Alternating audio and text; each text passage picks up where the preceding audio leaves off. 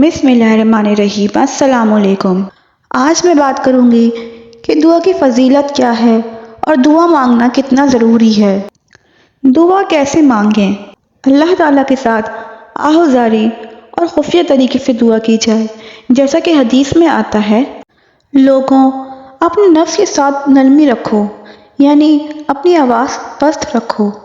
تم جس کو پکار رہے ہو وہ بہرا ہے نہ غائب، وہ تمہاری دعائیں سننے والا اور قریب ہے۔ دعا میں زیادتی نہ کی جائے، یعنی اپنی حیثیت اور مرتبے سے بڑھ کر دعا نہ کی جائے۔ دعا میں اللہ تعالیٰ کی صفات جو اس کے 99 ناموں سے ظاہر ہیں، ان کا یا اپنی کسی نیکی کا وسیلہ دیا جا سکتا ہے۔ دعا کے آغاز میں پہلے اللہ تعالیٰ کے جتنے نام یاد ہوں ان کو لیا جائے اور پھر اللہ تعالیٰ کی حمد و ثنا کی جائے، جس کے لیے سورہ اخلاص یا سورہ فاتحہ پڑھی جا سکتی ہے۔ اس کے بعد رسول اللہ صلی اللہ علیہ وآلہ وسلم پر درود بھیجیں اور اپنے گناہوں کا اقرار کریں اور توبہ کریں اور دعا مانگیں، اور جتنی عربی کی دعائیں یاد ہوں ان کو پڑھیں، پہلے اپنے لیے اور بعد میں دوسروں کے لیے اور پوری مسلم امہ کے لیے دعا کریں، اور پھر درود شریف پڑھیں اور اس بات کا یقین رکھیں کہ دعا کا جواب آتا ہے اور دعا ضرور قبول ہوتی ہے، بشرطے کہ پورے دل سے دعا مانگی جائے۔ حضرت عبداللہ بن عمر فرماتے ہیں کہ رسول اللہ کا ارشاد پاک ہے، جس شخص کے لیے دعا کا دروازہ کھولا گیا، یعنی دعا کی توفیق دی گئی، تو گویا اس کے لیے رحمت کے دروازے کھولے گئے، اور جو چیز اللہ سے مانگی جاتی ہے ان میں سب سے زیادہ اللہ کے نزدیک پسندیدہ عافیت ہے۔ حدیث میں آیا ہے کہ رسول اللہ نے ارشاد فرمایا، دعا مانگنا عبادت ہے۔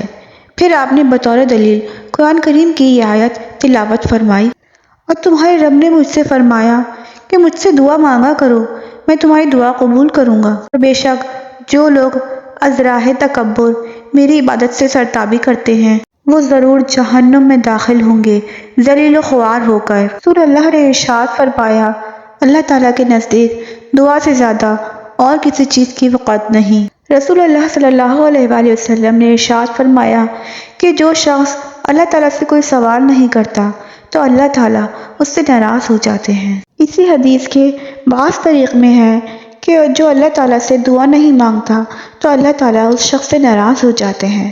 نبی کریم نے صحابہ سے خطاب کر کے فرمایا، تم اللہ تعالیٰ سے دعا مانگنے میں عاجز نہ بنو اور کوتاہی نہ کرو، اسی لیے دعا کرتے رہنے کی صورت میں ہرگز کوئی شخص ناگہانی آفت سے ہلاک نہ ہوگا۔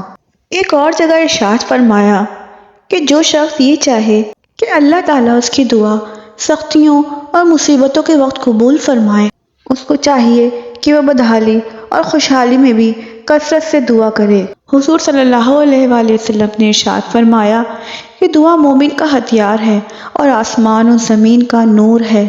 ایک مرتبہ رسول اللہ ایک ایسی قوم کے پاس سے گزرے جو مصیبت میں گرفتار تھی، تو ان کی حالت دیکھ کر صحابہ نے آپ صلی اللہ علیہ وآلہ وسلم سے دریافت کیا، کیا یہ لوگ اللہ تعالیٰ سے عافیت کی دعائیں مانگا کرتے تھے؟ رسول اللہ نے ارشاد فرمایا، جو بھی مسلمان کسی چیز کی مانگنے کے لیے اللہ تعالیٰ کی جانب اپنا منہ اٹھاتا ہے اور دعا مانگتا ہے تو اللہ تعالیٰ وہ چیز اس کو ضرور دیتے ہیں، یا وہی چیز اس کو فل فوٹ دے دیتے ہیں، یا اس کے واسطے دنیا یا آخرت میں اس کو ذخیرہ کر دیتے ہیں۔ رسول اللہ صلی اللہ علیہ وآلہ وسلم نے فرمایا، اللہ سے دعا کرو اور تم کو اس کے قبول ہونے کا یقین ہو، اور یاد رکھو کہ اللہ تعالیٰ غافل اور کھیلتے ہوئے دل سے کوئی دعا قبول نہیں کرتا۔ فرمان نبوی صلی اللہ علیہ وآلہ وسلم ہے کہ دعا کے سوا کوئی چیز قضا کو رد نہیں کر سکتی، اور نیکی کے سوا کوئی چیز عمر کو نہیں بڑھا سکتی۔ رسول اللہ صلی اللہ علیہ وآلہ وسلم نے ارشاد فرمایا کہ قضا اور قدر سے بچنے کی کوئی تدبیر فائدہ نہیں دیتی، ہاں اللہ تعالیٰ سے دعا مانگنا اس آفت اور مصیبت میں بھی نفع پہنچاتا ہے جو نازل ہو چکی، اور اس مصیبت میں بھی جو ابھی تک نازل نہیں ہوئی، اور بے شک بلا نازل ہونے کو ہوتی ہے کہ اتنے میں دعا اس سے جا ملتی ہے، بس قیامت تک ان دونوں میں کشمکش ہوتی رہتی ہے، اور انسان دعا کی بدولت اس بلا سے بچ جاتا ہے۔ دعا کرنے والا مذکورہ حالتوں میں دعا کرے تو امید ہے کہ اللہ تعالیٰ دعا ضرور قبول فرمائیں گے۔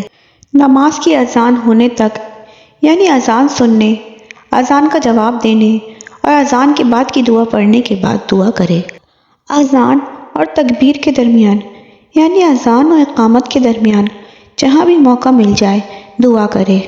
جو شخص کسی مصیبت یا سختی میں گرفتار ہو تو حی علی الصلاۃ اور حی علی الفلاح کے بعد دعا کرے۔ ذکر کی مجلسوں میں خواہ ذکر اللہ کا حلقہ ہو، خواہ درس قرآن و حدیث کا، خواہ وعظ و نصیحت کا، فرض نمازوں کے بعد یعنی جماعت کے ساتھ نماز پڑھنے اور سلام پھیرنے کے بعد دعا کرے۔ نماز میں سجدے کے اندر مگر وہی دعا مانگے جو قرآن و حدیث میں آئی ہو۔ قرآن پاک کی تلاوت سے فارغ ہونے کے بعد، خاص طور پہ ختم قرآن کے بعد، خواہ خود ختم کیا ہو خواہ کسی دوسرے نے، دعا کرے۔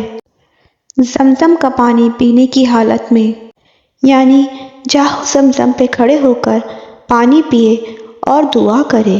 حضرت عمر بن خطاب رضی اللہ عنہ سے روایت ہے کہ رسول اللہ نے مجھ سے ارشاد فرمایا کہ جب تم بیمار کے پاس جاؤ تو اس سے کہو کہ وہ تمہارے لیے دعا کرے، کیونکہ اس کی دعا فرشتوں کی دعا کی طرح قبول ہوتی ہے۔ ان احادیث سے دعا مانگنے کی فضیلت اور دعا کی اہمیت کا اندازہ لگایا جا سکتا ہے۔ اللہ تعالیٰ بعض فیصلوں کو بدلنے پر پوری طرح قادر ہے۔ یہ بات رسول اکرم صلی اللہ علیہ وآلہ وسلم کی بعض دعاؤں سے ثابت ہوتی ہے۔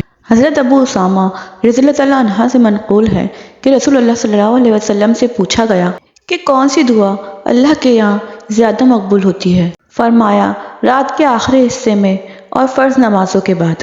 اگر اللہ نے کوئی چیز ہمارے مقدر میں نہ لکھی ہوتی تو وہ ہمیں دعا مانگنے کی توفیق بھی نہ دیتا۔ جب اللہ نے دعا کی توفیق تمہارے مقدر کا حصہ لکھ دی ہے تو قبولیت کے معجزے بھی جلد ہونے لگیں گے۔ دعا مانگ کر بھی ڈرتے رہو گے تو لگے گا قبول ہونے کا یقین نہیں۔ یقین رکھو وہ کن ضرور فرمائے گا۔ اللہ ہماری دعاؤں کو بھی قبولیت کا درجہ دے۔